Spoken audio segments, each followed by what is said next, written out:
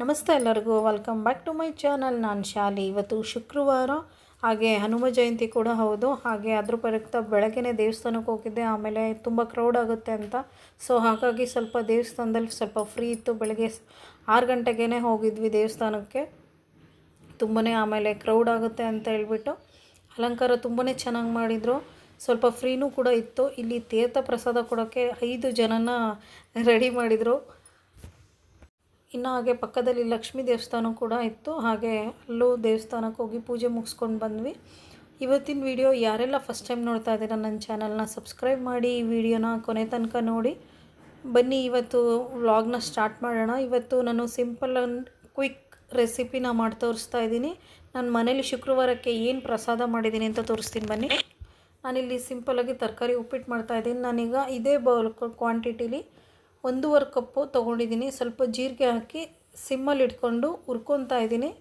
ಈ ಕಡೆ ಪಕ್ಕದಲ್ಲಿ ಹಾಗೆ ಒಗ್ಗರಣೆ ಇಟ್ಟಿದ್ದೀನಿ. 2 ಟೇಬಲ್ ಸ್ಪೂನ್ ಎಣ್ಣೆ ಹಾಕಿದ್ದೀನಿ. 2 ಟೇಬಲ್ ಸ್ಪೂನ್ ಎಣ್ಣೆ ಹಾಕಿ ಒಂದು 4 ಈರುಳ್ಳಿನ ಉದ್ದುದ್ದು ಕಟ್ ಮಾಡಿದ್ದೀನಿ. ಹಸಿಮೆಣ್ಸಿಕಾಯಿನ ಒಂದು 8 ತೊಗೊಂಡಿದ್ದೀನಿ. ಈಗ ಸಾಸಿವೆನ ಹಾಕ್ಕೊಂಡಿದ್ದೀನಿ. ಸಾಸಿವೆ ಹಾಕಿ ಸ್ವಲ್ಪ ಕರಿಬೇವಿನ ಸೊಪ್ಪು ಮತ್ತು ಹಸಿಮೆಣ್ಸಿಕಾಯಿ ಹೆಂಟು ತೊಗೊಂಡಿರೋದನ್ನ ಅದನ್ನು ಸಣ್ಣ ಸಣ್ಣ ಉದ್ದಕ್ಕೆ ಕಟ್ ಮಾಡಿ ಇಟ್ಕೊಂಡಿದ್ದೆ, ಅದನ್ನು ಕೂಡ ಸೇರಿಸ್ಕೊಂಡಿರ್ತಾ ಇದ್ದೀನಿ. ಮತ್ತು ಈರುಳ್ಳಿ ಕೂಡ ಸೇರಿಸ್ಕೊತಾ ಇದ್ದೀನಿ. ಸೇರಿಸ್ಕೊಂಡು 2-3 ನಿಮಿಷ ಚೆನ್ನಾಗಿ ಬಾಡಿಸ್ಕೊಬೇಕು. ಈಗ ಪೂರ್ತಿ ಮಿಕ್ಸ್ ಮಾಡ್ತಾಯಿದ್ದೀನಿ. ಮಿಕ್ಸ್ ಮಾಡಿಕೊಂಡು ಒಂದು 2-3 ನಿಮಿಷ ಬಾಡಿಸ್ಕೋಬೇಕು. ಉದ್ದಿನಬೇಳೆ ಈಗ ಹಾಕ್ಕೊತಾ ಇದ್ದೀನಿ. ಉದ್ದಿನಬೇಳೆನ ಫಸ್ಟೇ ಹಾಕ್ಕೊಂಡ್ರೆ ಸೀದೋಗುತ್ತೆ ಅಂತ ಈಗ ಈ ಟೈಮಲ್ಲಿ ನಾನು ಈ ಸಮಯದಲ್ಲಿ ಸೇರಿಸ್ಕೊತಾ ಇದ್ದೀನಿ. ಸೇರಿಸ್ಕೊಂಡು ಚೆನ್ನಾಗಿ ಮಿಕ್ಸ್ ಮಾಡ್ಕೊತಾ ಇದ್ದೀನಿ. ಈಗ ಇದಕ್ಕೆ ಸ್ವಲ್ಪ ಉಪ್ಪು ಹಾಕ್ಕೊತಾ ಇದ್ದೀನಿ. ಅದಕ್ಕೂ ಕೂಡ ಕಲ್ಲುಪ್ಪನ್ನೇ ಬಳಸ್ತಾ ಇದ್ದೀನಿ. ಉಪ್ಪು ಹಾಕೋದು ರೀಸನ್ ಏನು ಅಂದರೆ ಈರುಳ್ಳಿ ಬೇಗ ಸ್ವಲ್ಪ ಕೆಂಪಾಗಲಿ ಕನಗಲಿ ಅಂತ ಹೇಳಿಬಿಟ್ಟು. ಈ ಕಡೆ ಪಕ್ಕದಲ್ಲಿ ಈಗ ಸ್ವಲ್ಪ ರವೆ ಉರಿತಾ ಇದೆ, ಸ್ಮೆಲ್ ಬರ್ತಾ ಇದೆ ಗಮ್ ಅಂತ ಹೇಳ್ಬಿಟ್ಟು, ಹಾಗೆ ತಳ ಹಿಡಿಬಾರ್ದು ಅಂತ ಹಾಗೆ ಸ್ವಲ್ಪ ಫ್ರೈ ಮಾಡ್ತಾ ಇದ್ದೀನಿ. ತುಪ್ಪ ಹಾಕಿನೂ ಕೂಡ ಫ್ರೈ ಮಾಡ್ಕೋಬೋದು. ನಾನೀಗ ಇಲ್ಲಿ ಬಟಾಣಿ ಮತ್ತು ಬೀನ್ಸು ಕ್ಯಾರೆಟ್ನ ಕಟ್ ಮಾಡಿ ಇಟ್ಕೊಂಡಿದ್ದೀನಿ ತೊಳೆದು. ಈಗ ಅದನ್ನು ಕೂಡ ಬೇಯಿಸ್ಕೊತಾ ಇದ್ದೀನಿ. ಬೇಯಕ್ಕೆ ಹಾಕ್ಕೊತಾ ಇದ್ದೀನಿ. ಅಂದರೆ ಇದರಲ್ಲೇ ಈರುಳ್ಳಿನ ಜೊತೆನೇ ಬೇಯಿಸ್ಕೊತಾ ಇದ್ದೀನಿ. ಸಪ್ರೇಟಾಗಿ ಇವತ್ತು ಬೇಯಿಸ್ತಾ ಇಲ್ಲ, ಒಟ್ಟಿಗೆ ಇದರಲ್ಲೇ ಒಗ್ಗರಣೆಯಲ್ಲೇ ಕನಗಿದ್ರೆ ತುಂಬ ಚೆನ್ನಾಗಿರುತ್ತೆ ಅಂತ ಹೇಳ್ಬಿಟ್ಟು ಈಗ ಇದಕ್ಕೇ ಬೇಯಿಸ್ತಾ ಇದ್ದೀನಿ. ಇನ್ನು ಪಕ್ಕದಲ್ಲಿ ಹಾಗೆ ಇವತ್ತು ನೈವೇದ್ಯಕ್ಕೆ ಅಂತ ಹೇಳ್ಬಿಟ್ಟು ನಾನು ಕೇಸರಿಬಾತ್, ಪೈನಾಪಲ್ ಕೇಸರಿಬಾತ್ ರೆಡಿ ಮಾಡ್ಕೊಳ್ಳೋಕ್ಕೆ ಇಲ್ಲಿ ಈಗ ಎಣ್ಣೆ ಹಾಕ್ಕೊಂಡಿದ್ದೀನಿ. 2 ಟೇಬಲ್ ಸ್ಪೂನ್ ಎಣ್ಣೆಗೆ 2 ಟೇಬಲ್ ಸ್ಪೂನ್ ತುಪ್ಪನೇ ಬಳಸಬೇಕು. ತುಂಬ ಚೆನ್ನಾಗಿರುತ್ತೆ ಟೇಸ್ಟ್ ಕೂಡ. ಈಗ ನಾನೀಗ 2 ಟೇಬಲ್ ಸ್ಪೂನ್ ತುಪ್ಪನ ಸೇರಿಸ್ಕೊತಾ ಇದ್ದೀನಿ. ಸೇರಿಸ್ಕೊಂಡು ಫಸ್ಟು ಈ ಗೋಡಂಬಿ ಈಗ ಎಣ್ಣೆ ಕಾಯ್ದಿದೆ. ಈಗ ಫಸ್ಟ್ ಇದಕ್ಕೆ ಅದನ್ನು ಮಿಕ್ಸ್ ಮಾಡಿಬಿಟ್ಟು 1-2 ಟೇಬಲ್ ಸ್ಪೂನಷ್ಟು ಎಣ್ಣೆ ಮತ್ತು ತುಪ್ಪದ ಮಿಕ್ಸ್ ಆಗಿರೋ ಎಣ್ಣೆನ ಫಸ್ಟ್ ತೆಗೆದಿಡ್ಕೊಂಡ್ಬಿಡಬೇಕು. ಏನಕ್ಕೆ ತೆಗೆದಿಡ್ಕೋಬೇಕು ಅಂತ ಕೊನೆಯಲ್ಲಿ ಹೇಳ್ತೀನಿ. ಈಗ ಗೋಡಂಬಿನ ಫ್ರೈ ಮಾಡ್ಕೊಳ್ಳೋಣ. ಫಸ್ಟು ಸಣ್ಣ ಸಣ್ಣ ಪೀಸ್ ಮಾಡಿ ಇಟ್ಕೊಂಡಿದ್ದೀನಿ. ಅದನ್ನು ಫ್ರೈ ಮಾಡಿ ಎತ್ತಿಡ್ಕೋಬೇಕು. ಫಸ್ಟು 2-3 ನಿಮಿಷ ರೋಸ್ಟ್ ಆದರೆ ಸಾಕು. ಇಲ್ಲಿ ನಾನು 2 ಪೀಸಷ್ಟು ಅನಾನಸ್ನ ತೊಳೆದು ಕಟ್ ಮಾಡಿ ಇಟ್ಕೊಂಡು ಇದನ್ನು ಸಣ್ಣದಾಗಿ ರುಬ್ಕೊಂಬರ್ತೀನಿ. ಈಗ ಹಂಗೇ ದ್ರಾಕ್ಷಿನ ಒಗ್ಗರಣೆ ಮಾಡ್ತಾಯಿದ್ದೀನಿ.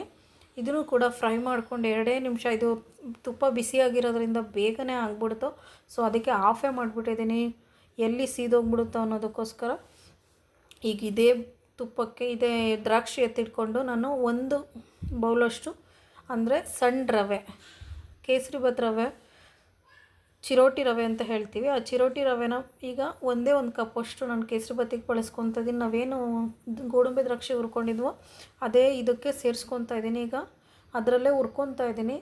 ಬಿಸಿ ಇದ್ರದಿಂದ ಬೇಗ ಆಗ್ತಾಯಿದೆ. ಈ ಕಡೆ ಈಗ ಉಪ್ಪಿಟ್ಟಿದ್ದು ಏನಾಯಿತು ಅಂತ ನೋಡ್ತಾ ಇದ್ದೀನಿ. ಸ್ವಲ್ಪ ಬೇಗಂಗಾಗಿದೆ. ಆ ಕಡೆನೂ ಮಾಡ್ತಾಯಿದ್ದೀನಿ, ಆ ಕಡೆ ತರಕಾರಿ ಉಪ್ಪಿಟ್ಟು ಮಾಡ್ತಾಯಿದ್ದೀನಿ, ಈ ಕಡೆ ಕೇಸರಿಬಾತ್ ಕೂಡ ಮಾಡ್ತಾಯಿದ್ದೀನಿ. ನೋಡ್ತಾ ಇರ್ಬೋದು ನೀವು. ಇನ್ನು ಈ ಕಡೆ ಸ್ವಲ್ಪ ಕನಗಕ್ಕಾಗ್ತಾಯಿದೆ, ಬೇಯಕ್ಕೂ ಕೂಡ ಬಂದಿದೆ. ಇನ್ನೊಂದು 5 ನಿಮಿಷ ಆದರೆ ಬೇಯುತ್ತೆ. ಈಗ ಬೆಂದಿದೆ ಆಲ್ಮೋಸ್ಟು. ಅದಕ್ಕೆ ಈಗ ನೀರು ಸೇರಿಸ್ಕೊತಾ ಇದ್ದೀನಿ. ನಾವೀಗ 1 ಕಪ್ಪು ಕ್ವಾಂಟಿಟಿಲಿ ಚಿರೋಟಿ ರವೆ ತೊಗೊಂಡಿದ್ವಿ. ಈಗ ಅದನ್ನೇ 2 ಕಪ್ಪು ಮತ್ತು 3 ಕಪ್ಪು ನಾನು ನೀರು ಸೇರಿಸ್ಕೊತಾ ಇದ್ದೀನಿ. ನಾನಿಲ್ಲಿ ಕೇಸರಿಬಾತ್ಗೆ ಫುಲ್ಲು 1 ಕಪ್ ಆಗೋಷ್ಟು ನೋಡ್ತಾ ಇರ್ಬೋದು, 1 ಕಪ್ ಆಗೋಷ್ಟು ಸಕ್ಕರೆನ ತಗೊಂಡು ಈಗ ಇದು ಏನು ನಾವು ಚಿರೋಟಿ ರವೆ ತೊಗೊಂಡಿದ್ವು ಅದೇ ಕಪ್ ಮೆಜರ್ಮೆಂಟಲ್ಲಿ ನಾನೀಗ ಸಕ್ಕರೆ ಸೇರಿಸ್ಕೊತಾ ಇದ್ದೀನಿ. ಇನ್ನೂ ಅರ್ಧ ಕಪ್ ಬೇಕಾದರೆ ಸೇರಿಸ್ಕೋಬೋದು. ತುಂಬ ಸ್ವೀಟ್ ಆದರೆ ಚೆನ್ನಾಗಿರಲ್ಲ ಅಂತ ಮೈಲ್ಡಾಗಿರಲಿ ಅಂತ ಹೇಳ್ಬಿಟ್ಟು ನಾನು 1 ಕಪ್ ತೊಗೊಂಡಿದ್ದೀನಿ. 3 ಲವಂಗನ ಹಾಕ್ಕೊತಾ ಇದ್ದೀನಿ, ಯಾಕಂದರೆ ಸ್ಮೆಲ್ ಚೆನ್ನಾಗಿ ಬರಲಿ ಅಂತ ಹೇಳ್ಬಿಟ್ಟು. ತರಕಾರಿಗೆ ಈ ಸಮಯದಲ್ಲಿ ಉಪ್ಪು ಹಾಕಿದರೆ ಒಳ್ಳೆ ಟೇಸ್ಟ್ ಬರುತ್ತೆ, ಯಾಕಂದರೆ ಸಪ್ರೇಟ್ ಬೇಯಿಸಿಲ್ಲ ಈ ಸತಿ, ಇದಕ್ಕೆ ಒಟ್ಟಿಗೆ ಬೇಯಿಸಿದ್ದೀನಿ. ನಾನಿಲ್ಲಿ 1 ಟೇಬಲ್ ಸ್ಪೂನಷ್ಟು ನಾನು ಕೈಯಲ್ಲೇ ತೋರಿಸ್ತಾ ಇದ್ದೀನಿ. 1 ಟೇಬಲ್ ಸ್ಪೂನ್ ಮೆಷರ್ಮೆಂಟಲ್ಲಿ ನಾನಿಲ್ಲಿ ಕಲ್ಲುಪ್ಪನ್ನ ಸೇರಿಸ್ಕೊತಾ ಇದ್ದೀನಿ. ಸೇರಿಸ್ಕೊಂಡು 2-3 ನಿಮಿಷ ಚೆನ್ನಾಗಿ ಮಿಕ್ಸ್ ಮಾಡಬೇಕು. ತಳನೂ ಇಟ್ಕೊಂಡಿಲ್ಲ, ನೋಡ್ತಾ ಇರ್ಬೋದು. ಚೆನ್ನಾಗಿ ಮಿಕ್ಸ್ ಮಾಡಿ ಈಗ ಇದಕ್ಕೆ ನೀರನ್ನ ಸೇರಿಸ್ಕೊಬೇಕು. ನಾನಿಲ್ಲಿ ಈ ಕಡೆ ಪಕ್ಕದಲ್ಲಿ ಸಕ್ಕರೆ ಕೂಡ ಕರಗಿದೆ, ಅದಕ್ಕೂ ಚಿರೋಟಿ ರವೆ ಹಾಕಬೇಕು.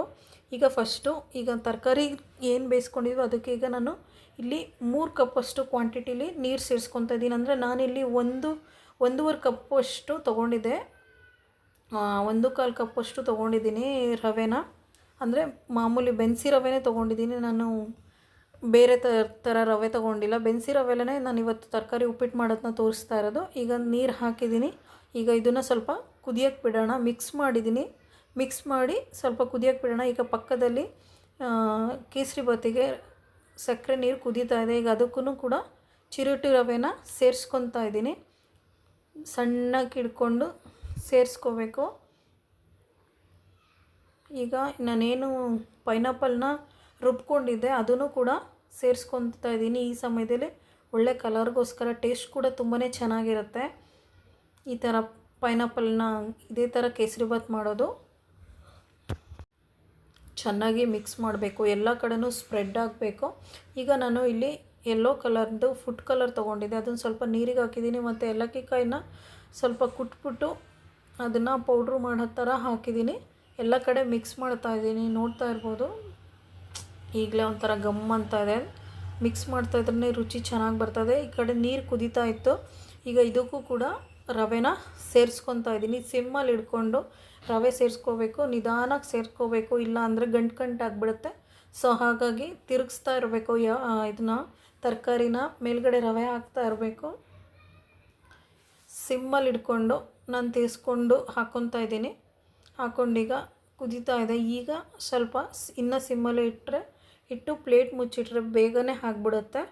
ಇನ್ನು ಈ ಕಡೆ full pineapple kesari bath full ರೆಡಿಯಾಗಿದೆ. ತುಪ್ಪದಲ್ಲಿ ಹುರ್ಕೊಂಡಿರೋ ಡ್ರೈ ಫ್ರೂಟ್ಸ್ನ ಹಾಕ್ಕೊತಾ ಇದ್ದೀನಿ.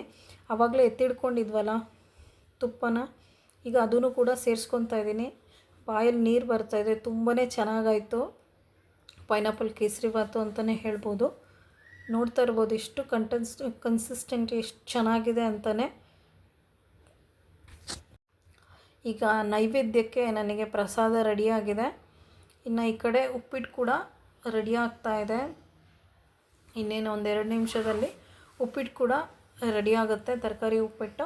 ನಾನು ಇವತ್ತಿನ ಅಲಂಕಾರ ಹೇಗೆ ಮಾಡಿದ್ದೀನಿ ಅಂತ ತೋರಿಸ್ತೀನಿ. ಇನ್ನೂ 1-2 ನಿಮಿಷ ಸ್ವಲ್ಪ ಡ್ರೈ ಆಗಬೇಕು ಅನಿಸ್ತು ಉಪ್ಪಿಟ್ಟು, ಇನ್ನೂ 1-2-3 ನಿಮಿಷ ಬೇಕು ಸಮಯ. ನೋಡ್ತಾ ಇರ್ಬೋದು ಎಷ್ಟು ಚೆನ್ನಾಗಾಗಿದೆ ಅಂತ ಹೇಳ್ಬಿಟ್ಟು. ತುಂಬಾ ಚೆನ್ನಾಗಾಗಿತ್ತು ಉಪ್ಪಿಟ್ಟು ಕೂಡ. ಈಗ ನಾನು ಮನೇಲಿ ಇದೇ ಥರ ಇವತ್ತು ಶುಕ್ರವಾರ ಅಲಂಕಾರ ಮಾಡಿದ್ದೀನಿ ದೇವರಿಗೆ. ಇನ್ನು ಇಷ್ಟೆಲ್ಲ ತರಕಾರಿಗಳನ್ನ ಬಿಡಿಸ್ಕೊಂಡು ಎಲ್ಲದನ್ನು ಕ್ಲೀನ್ ಮಾಡಿಕೊಂಡು ಹರಿಬರಿಲಿ ಟೆನ್ಷನ್ ತಗೊಂಡು ಎಲ್ಲ ಕೆಲಸನೂ ನಿಭಾಯಿಸ್ಕೊಂಡು ಇಷ್ಟು ಚೆನ್ನಾಗಿ ನಾವು ಅಡುಗೆ ತಿಂಡಿ ಮಾಡಿರ್ತೀವಿ. ಹೆಣ್ಮಕ್ಳಾದವರು ಬೆಳಗ್ಗೆನೇ ಎಷ್ಟು ಟೆನ್ಷನ್ ಇರುತ್ತೆ ಅವರಿಗೆ. ಆಫೀಸ್ಗೆ ಹೋಗೋರು, ಸ್ಕೂಲಿಗೆ ಹೋಗೋ ಮಕ್ಕಳಿದ್ರಂತೂ ಭಾಳ ಟೆನ್ಷನ್ ಇರುತ್ತೆ. ಅವ್ರಿಗೆ ಲಂಚ್ ಬಾಕ್ಸು, ಅವ್ರಿಗೆ ಬ್ರೇಕ್ಫಾಸ್ಟು ಎಲ್ಲದನ್ನು ಪ್ರಿಪೇರ್ ಮಾಡಿ ಕಳಿಸೋ ಅಷ್ಟೊತ್ತಿಗೆ, ಅಂದರೂ ಈ ತಿನ್ನೋ ಟೈಮಲ್ಲಿ ಇಷ್ಟೊಂದೆಲ್ಲ ಕಷ್ಟ ಪಡ್ಕೊಂಡು ನಾವು ತಿಂಡಿ ಊಟನೆಲ್ಲ ರೆಡಿ ಮಾಡಿರ್ತೀವಿ. ತಿನ್ನೋ ಟೈಮಲ್ಲಿ ಕೆಲವರು ಮನೆಯಲ್ಲೇ ಇರ್ತಾರೆ, ಏನಾದರೂ ಒಂದು ಅದು ಚೆನ್ನಾಗಿಲ್ಲ ಇದು ಚೆನ್ನಾಗಿಲ್ಲ ಅಂತ ಹೇಳ್ಬಿಡ್ತಾರೆ. ನೆಮ್ಮದಿನೇ ಹಾಳಾಗೋಗುತ್ತೆ, ಪೀಸ್ ಆಫ್ ಮೈಂಡೇ ಇರೋಲ್ಲ. ನಿಮ್ಮ ಮನೇಲೂ ಆ ಥರದವ್ರು ಇದ್ದರೆ ದಯವಿಟ್ಟು ಕಮೆಂಟ್ ಮುಖಾಂತರ ತಿಳಿಸಿ ಎಸ್ ಅಂತೇಳ್ಬಿಟ್ಟು. ಇವತ್ತಿನ ವ್ಲಾಗ್ನ ಇಲ್ಲೇ ಎಂಡ್ ಮಾಡ್ತಾ ಇದ್ದೀನಿ. ಇವತ್ತಿನ ರೆಸಿಪಿ ಹೇಗಿತ್ತು ಅಂತ ಕಮೆಂಟ್ ಮುಖಾಂತರ ತಿಳಿಸಿ. ನೀವೊಂದು ಸಲ ಟ್ರೈ ಮಾಡಿ. ಇವತ್ತಿನ ಅಲಂಕಾರನೂ ಕೂಡ ಹೇಗಿತ್ತು ಅಂತ ತಿಳಿಸಿ. Thank you for watching. Keep supporting me.